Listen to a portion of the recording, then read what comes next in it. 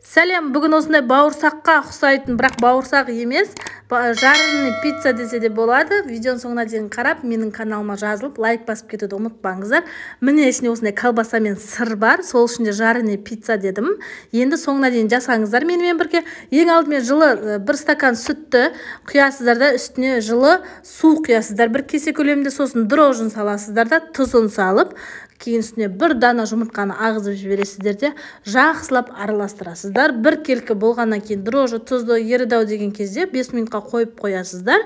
5 минутқа қойып тынғаннан кейін үстіне ұн саласыздар. Ұнды аз-аздан отырып салыңыздар. Ұныңызды және де тығыздық әртүрлі болғандықтан аз-аздан салу керек. Дәл осылай қолға жапсатын кезде май құйып қамыр илеңіздер. Қамырыңыз жұп-жұмсақ болсын міндетті түрде.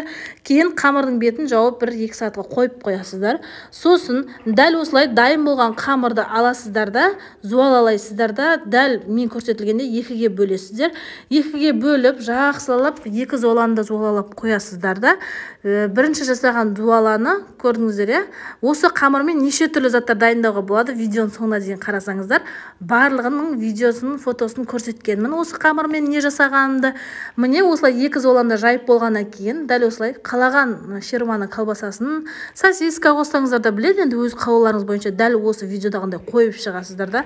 Үстіне сыр салсаңыз да болады. Негізі сыр салмасаңыздар да болады. Мен кішкене ғана көлемде салдым. Көп мөлшерде салсаңыздар да болады. Созылмалы әдемі болып шығады. Сыр көп салсаңыздар.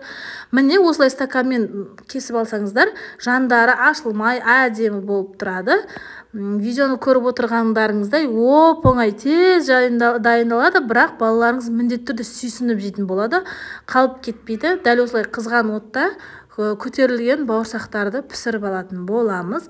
Пісіргенде қатты отта қызарғанша пісіресіздер, Дәл осылай пісіріп болғаннан кейін керемет бауырсақ сияқты жареный пиццаларыңыз дайын. Міндетті түрде жасап көріңіздер. Және де менің видеомда қандай видео рецепт көргіңіз келеді, соны комментарийге жазыңыздар. Міндетті түрде дайындаймын. Ал енді айта кетейін, жаңағы қамырдан мен осындай сосиска в тесте дайындадым. Үлпілдек әдемі дәмді шығады. Және де осындай жұқа етіп жайып пицца дайындадым. Сырыңыз керемет болса, пиццаңызда дәмді шығады. Енді қыздар, менің арныма тіркеліп, және де лайк басып, колокольчик басып кетуді ұмытпаңыздар. Мен сіздерден кері реакция күтетін боламын.